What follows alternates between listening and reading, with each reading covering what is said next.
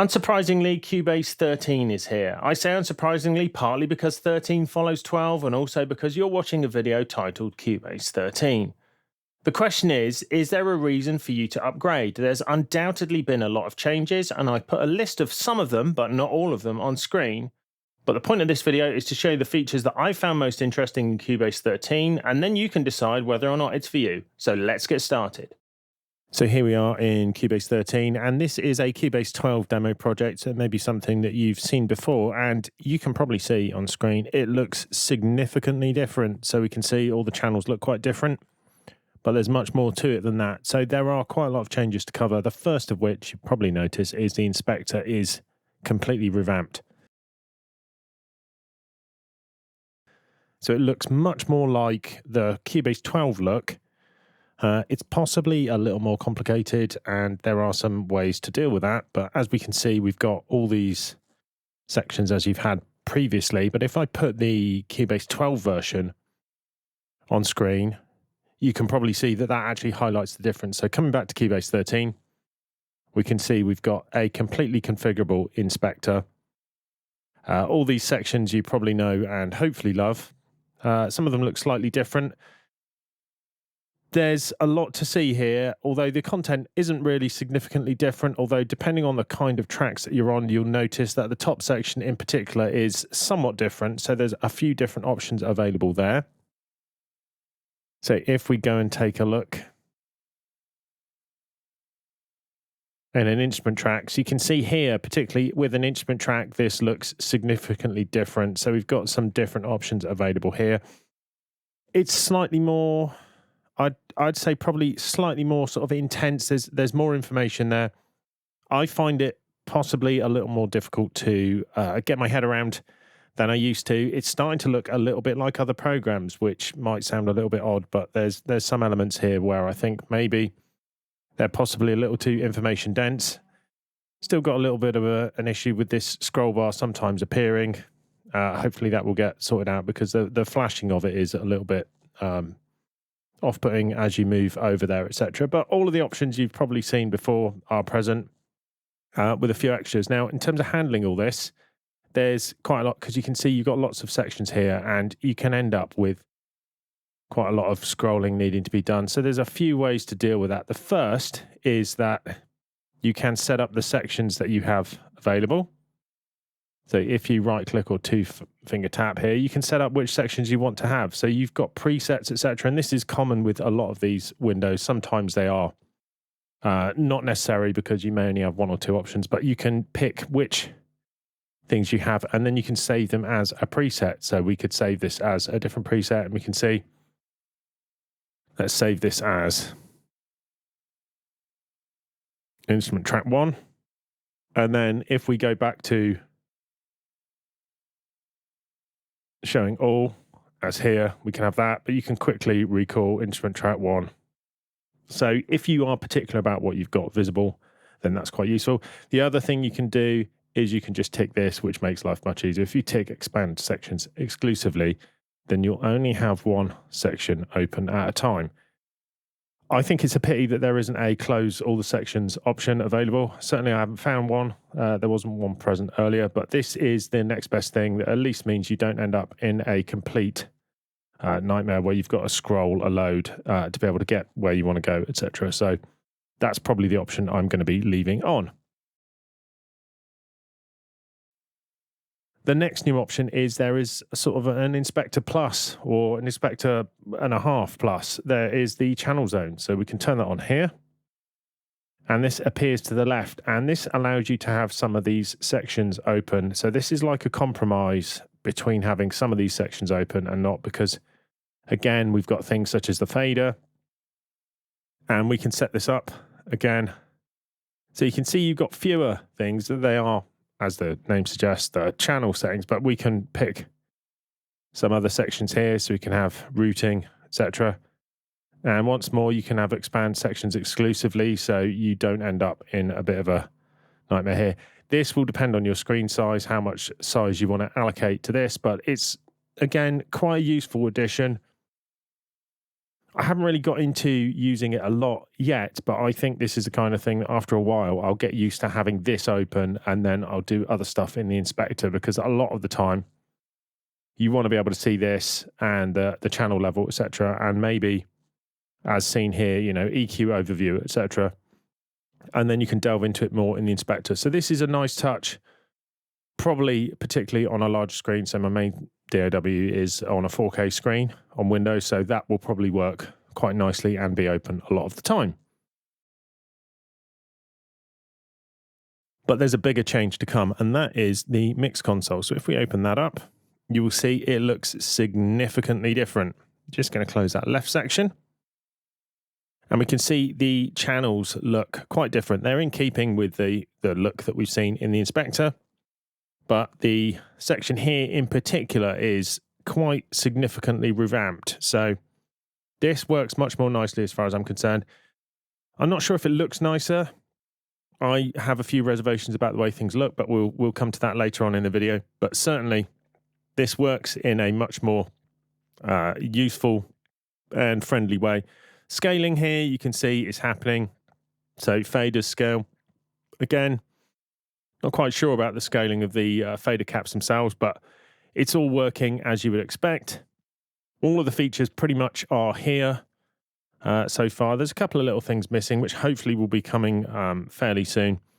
But it's certainly a neater way to look at this. Now, again, if I flick to the same project in Cubase 12, you can see the look of it is much more consistent. So particularly the channel racks, etc., are much more as you would expect. Most of it, I think, functionality-wise, is pretty much unchanged, but this new appearance is more in keeping with keeping it consistent between the project window and inspector and then the mixer. So this works reasonably nicely. There are apparently some updates to come in terms of performance, because you may notice that if you scroll, etc., depending on the project and depending on your system setup, the performance isn't as good as it is in Cubase 12, but apparently that is going to be updated at some point as well. Another area where the appearance has been improved is of MIDI insert effects. So if you use these, you'll be seeing that they've changed appearance. Some of these, I'm not sure how much sense some of these make, because it's kind of all trying to make it fit in with the Cubase 10 look, as it were. Some of them, I think, maybe have been somewhat transformed by this. Some of it's positive, some of it's negative, but you can go through these. I'm not sure how many people actually use these anymore. They're certainly something that I make a fair bit of use of, but they're often the kind of things when people go, oh, I didn't know about that. There's those who use them, and then quite a few people who don't, but they've all been updated to use the new appearance. So couple of them in testing seem to have changed functionality slightly and maybe not be as useful to use, and certainly graphic appearance of things like icons, etc., often is obvious to the people who've drawn them, but it may not necessarily be obvious to the people who use them. So while things such as random, etc., with a throw of a dice, etc., sometimes make sense, but often I've seen some cases where icons are less useful than text, but I guess you get used to them, etc. So hopefully you will be slightly less picky than me and will be happier with the way that they work. Editing multiple MIDI parts at the same time is something which Cubase has been able to do for a long time, and typically it would work like this. You would highlight those multiple parts, and then they would appear in the editor, whether it's in the bottom section or on a separate editor itself. It's always been a bit hit or miss though, because to change between editing, let's say, these parts and the bass tab, you would click on a note and then go between them. The issue comes in this particular example. We've got two retrolog parts and you can see they're actually the same pitch. And if you highlight them, how do you know which part you're editing, etc.? That's now solved. So once you have the editor inspector open, you can go to visibility, and here we can pick which parts are present. So if I want to make sure all of the bass line is in, I can just tick them here. The square means you've just got part of that selected. So there we've got all of them. And now I can select individually which one I'm editing. So there I was editing main bass line, and you can see I've moved that note up separately from that. If I wanted to edit the different one, I would just click on it there or click on a note here. So the underline means that it's editing that particular one. So if I click on that, you see we go back to main baseline and I can move that down. If you want to add in another part, you can do that. So we can just put in bass stab. You see those notes appear. I'm currently editing those, but it's really pretty intuitive to work with this. So this works quite nicely. It's the kind of thing, again, maybe you're not using it that much, but if you are, it's really useful. We've got, again, kind of filters, so you can choose which tracks appear. So if you've got something really intense, maybe you've highlighted all of your MIDI parts and you've brought them all in, then you can do that. So you can see we've got a whole load here. Let's just bring everything in just for a laugh. So here you can see we've got a whole lot, and this would just be a bewildering nightmare to deal with. But in fact, with this now, it's pretty easy to see which one's which. Decide which ones you're going to edit, and you can change your visibility here. So we can say only tracks with data at the cursor position. So if I move the cursor to here, so then these ones are no longer being edited because they don't have any data there. If I move, let's say, to here, then you'll see these basses because there's nothing happening in the bass parts. So this works pretty well. So even if you've got a really complicated set of MIDI parts, and you want to just select all and edit them, then this will allow you to thin them out. And also often when you're working on things such as orchestral arrangements, things where you've got maybe the same part, effectively the same musical part across multiple tracks, it makes it much easier to see what's going on and edit it and change it in context rather than having to change editors. And particularly in this case, because if you've got multiple parts playing the same note, it's now easier to pick out which one you're going to change, which previously was a bit difficult to do. So the range tool is now making an appearance in the MIDI editor. So here we can see it's active. It's exactly the same as in the project window. So finally, keyboard shortcut number 2 works there as well. And as you'd imagine, we can just set up a range and then move parts around. And you can also move that range selection again. So now this will be part of that range selection, etc. So if you've ever had a situation where you want to just add, let's say you've arpeggiated a chord or spaced it out, you can depeggiate it, whatever. Anyway, you can see I can go along and just collect all these notes together, and now they're all in one place. So that can be pretty useful, and it will make sort of lots of mousing around now redundant. A change which has happened behind the scenes is the storage of high-resolution MIDI data. This is to allow the incorporation of some features of MIDI 2, and for most people, you may not notice much. The things you may notice are that if you look in the list editor or the logical editor, instead of value 1, value 2, value 3, you now have subtype, main value, and secondary, which can be slightly confusing in a few situations. The main reason you may notice what's going on is that pitch bend has now changed its range as far as Cubase's normal editing is concerned. Instead of being the old range of minus 8,192 to plus 8,192, or thereabouts, it's now minus 100 to plus 100, which seems like a loss of resolution. And if that was what was actually happening, it would be, but that's not what's happening.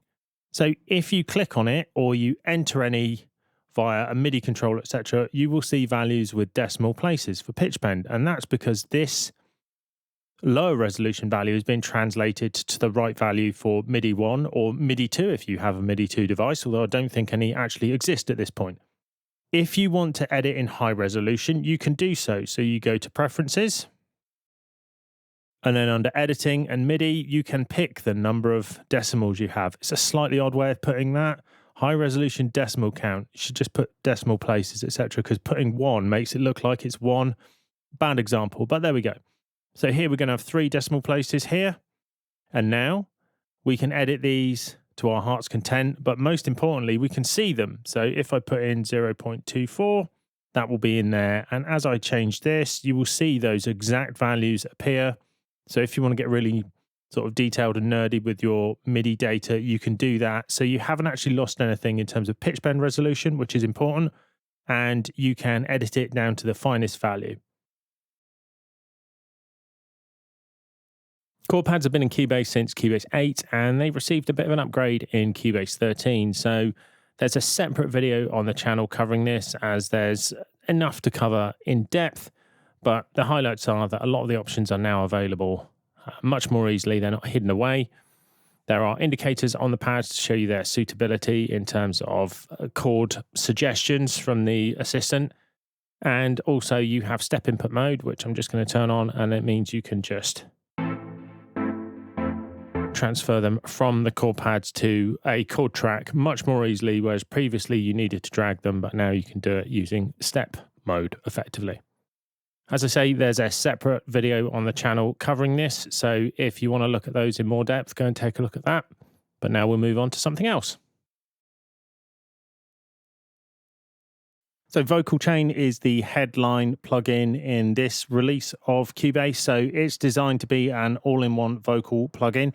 There's a much longer video elsewhere on the channel on it, but I will just take you through it very quickly. So as you can see on the left-hand side, we've got multiple sections of effects under the headlines of clean, character, and then send.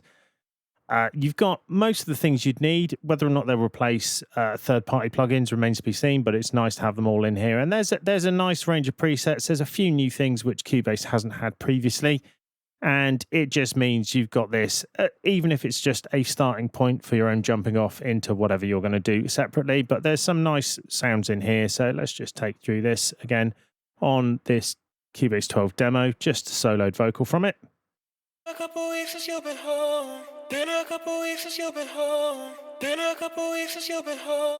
Been a couple weeks since you've been home. Been a couple weeks since you've been home. Been a couple weeks since you've been home. Been a couple weeks since you've been home. Been a couple weeks since you've been home. Been a couple weeks since you've been home. Been a So hopefully this gives you an idea of what Vocal Chain is about. There is a full video elsewhere on the channel looking at this in much more detail. So if that's of interest, go and check that out. But we'll move on to the next part of Cubase 13 next. So Iconica Sketch is included now with Cubase 13. So this is a cut down, in air quotes, orchestral library. Although, as you can see on screen, it's got multiple articulations for many of the instruments which are included, and most of the instruments you'd need for an orchestra are included as well, certainly in terms of ensemble performance. So it's pretty good. I think it's good to have this present. Now, I've got this in another video on the channel. I've gone into it in more depth so you can see the features and just take a look and also have a listen to it. But I'm just going to play a quick bit from the demo song just so you get an idea of what it sounds like before moving on to the next section of Cubase 13.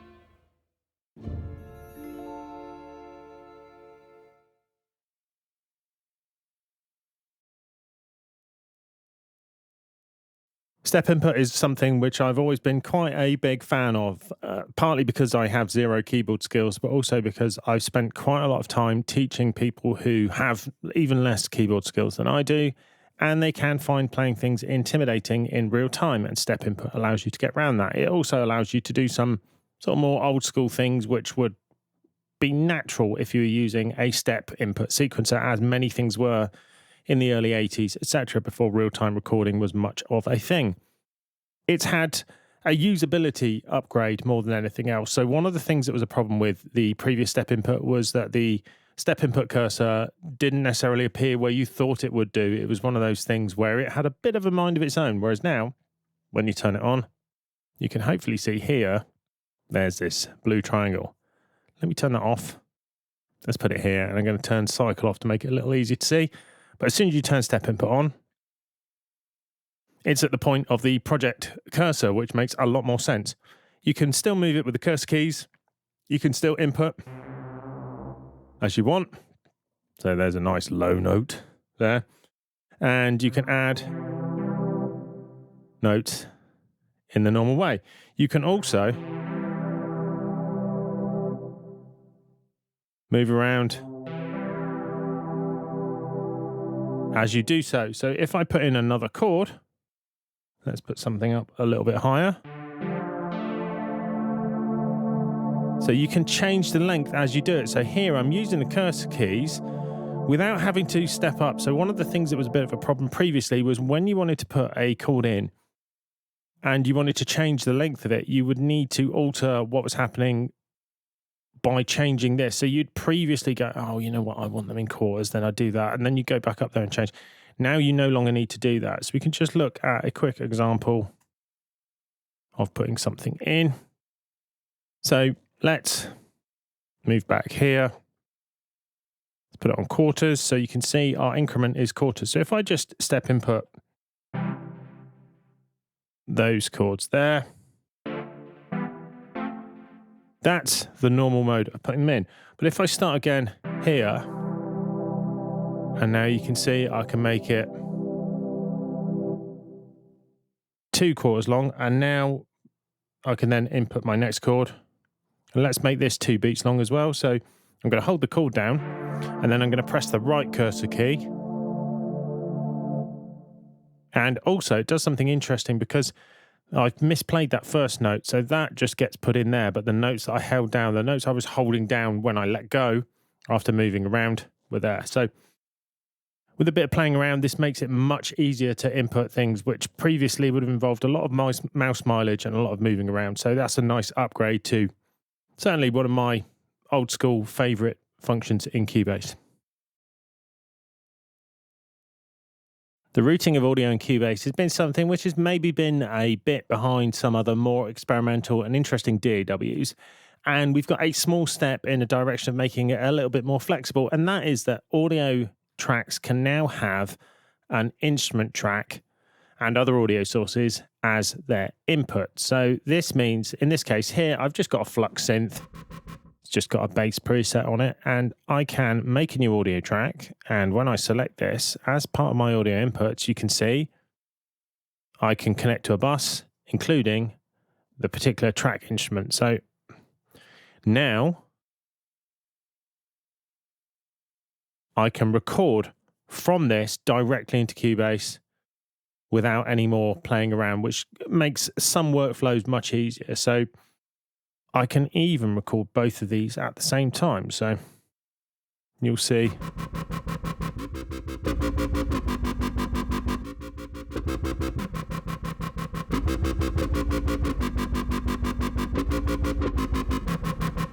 So for a number of different reasons, you can use this in interesting ways. You can start sampling this, playing around with it. I know a few people who just want to be able to do this and have wanted to be able to do this kind of thing for years because they're like, well, why can't I see it as audio, etc., even though they may not have actually needed to do that. But you can do that. You can even record your stereo out into there. So often you want to do full mix treatments, stutters, that kind of thing, etc. And previously you'd need to do a mix down, then re-import that, whereas now you can just record it directly in. You don't need to do the whole mix down. You can just do the tiny section you want to do. So there's quite a lot of flexibility from what seems like a fairly straightforward change. So here's a feature which is the kind of thing that if you've ever needed to do this in the past, you'll realize it was not easy to do. Whereas now it's literally the press of a button, and that is change an audio track between stereo and mono. So here I have a stereo track, which for whatever reason, I want to change to mono, and I can reconfigure it like that.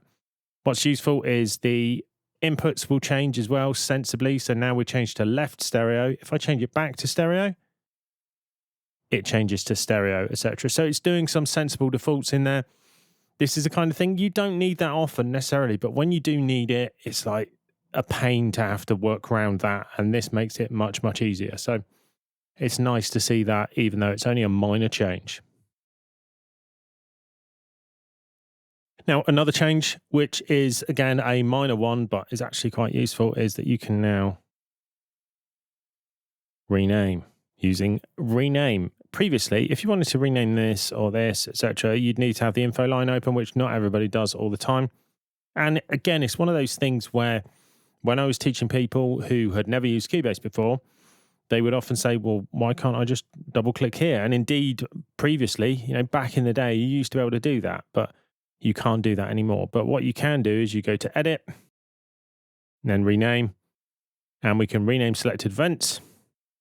So we'll call that And we've actually got that, and you can assign that to a keyboard command, which means if you're using a Stream Deck or external controls, etc., you can do that much more easily. You can do it with multiple parts. So here,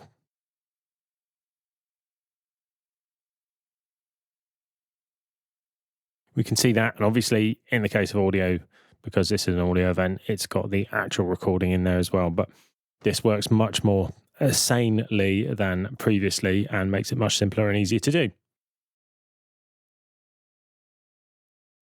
The eagle-eyed amongst you may have noticed that there's now a tap button next to the metronome and the current tempo, which makes it much easier to do because you can just tap it a few times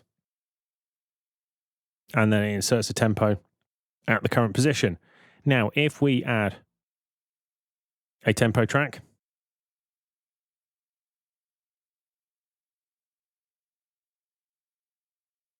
and let's say we'll go to 9, and then we're going to speed up a lot.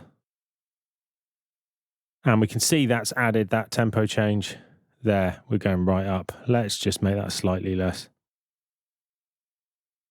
Make it more sort of scalable.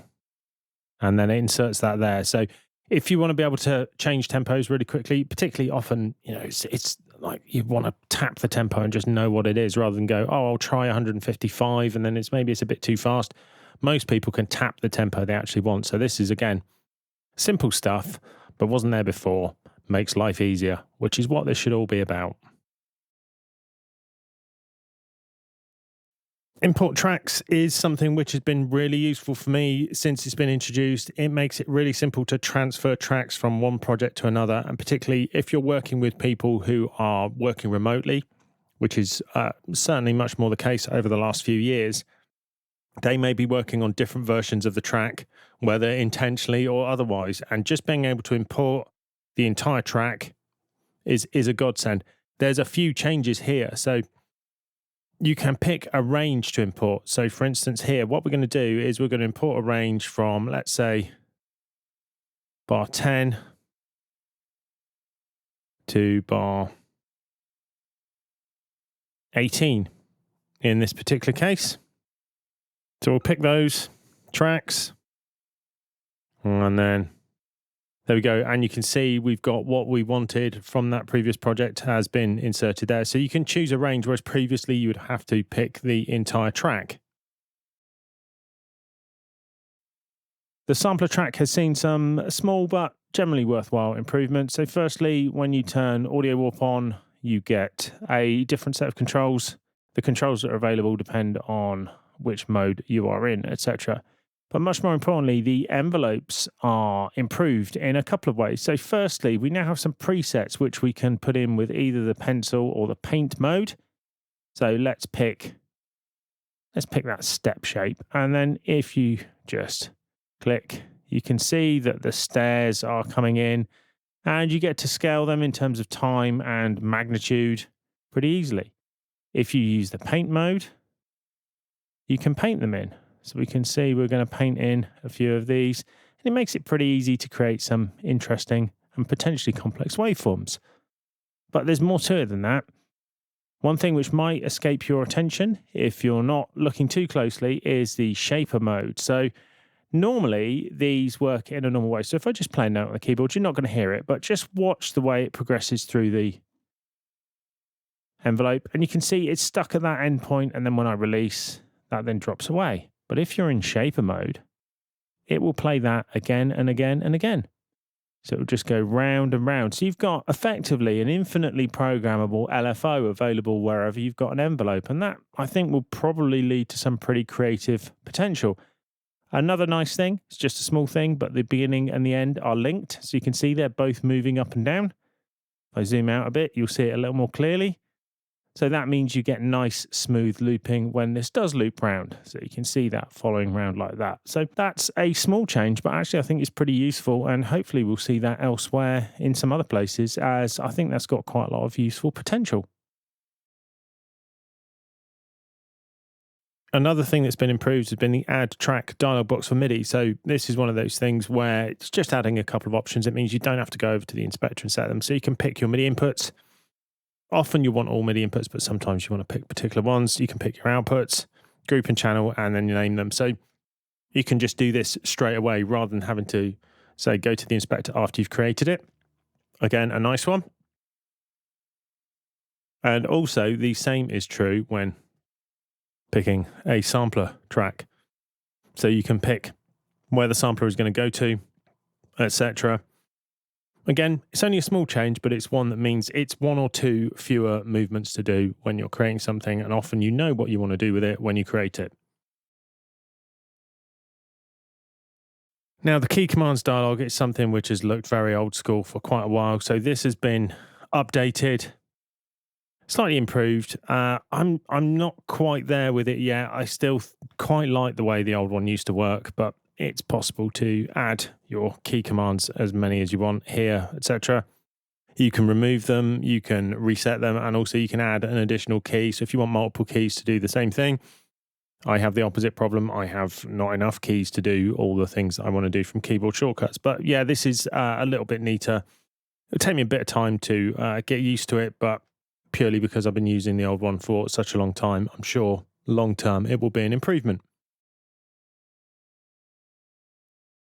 So now we come to a part of the video which I would probably suggest that you skip if you don't want to hear somebody moaning. So obviously I'm a man of a certain age and I'm British, so that means that moaning is probably my core skill at this point in my life, but I'm going to go with it. I want to say that this comes from a position of really enjoying having used Cubase. I've used Cubase for the last 30 and a bit years. And it's given me access to things that I couldn't have even dreamt of being possible when I first started using it in the very early 90s on an Atari in my spare room. Certainly the last 20 plus years have been based around working with Cubase and teaching people to use Cubase. So effectively, I guess I owe it a lot. But I just wish it looked a bit better and was a bit slicker. Now, I don't mean this in a kind of Photoshop pictures of people who look ridiculous way. I just mean that when I compare it to other DAWs, which I don't know well, I just find a lot of their behavior and their looks are more consistent and easier to understand. So if we flick over to Bitwig, which is a DAW I know very little about, I want to spend more time with it when I get a lot of time to spend with something, but just everything in it seems to be much more consistent, clearer. The icons just seem to be nicer, etc. And this isn't just on the Mac, this is also on PC. So this is the design and execution of it. When I use Cubase, I just don't get that feeling as much. There's multiple colors that mean on. There's different ways of thinking about things. And this all sort of builds up over the course of a long day. It's all these little bits of, oh yeah, I've got to do that in this context, which you're not consciously thinking, but it's just like the controls work differently, etc. It's just that little bit of lack of consistency. So that's my take on the new features in Cubase 13, which I found either useful or interesting, and that's not necessarily the same thing. As far as upgrading is concerned, I think there are three camps of people. There's people who upgrade always. There's people who never upgrade unless a hardware failure leads to needing a new computer, which then leads to a new operating system, and then their old version of Cubase won't install on that anymore, so they have to upgrade. But then you've got everybody in between, and those are the people where new features or a combination of new features means that they go, yeah, this is the version for me. And that's really what these videos are about, because while hopefully my opinion has some weight, I don't think it's the most important thing, because you want to see these features without marketing spin and flashy graphics, etc., and just see whether they're for you. So that's what these videos are about. There are other videos on the channel on features of Cubase 13 where I think a deeper dive was needed, so plugins, Iconica Sketch, etc. So please take a look at those. And if you're new, please take a look around and see whether or not there's any other content which is interesting for you. Hopefully there's Cubase tips and tricks and other music tech stuff which will be useful for you. Thanks for making it this far with the video. If you would like to support the channel, the main way to do it is to buy one of my books. There's a link in the description, and hopefully fairly soon the new version of the Complete Guide to Music Technology featuring Cubase 13 will be out and available for sale, but there will be a separate advert for that. I'm a bit old school in terms of support. way I think it should work is if you find something useful, you would buy something from me which you would also find useful. Hopefully the book fulfills that requirement. As ever, hope you found this video useful, and if you have, please like, comment, and possibly even subscribe, and we'll see you again soon for more Music Tech Tuition.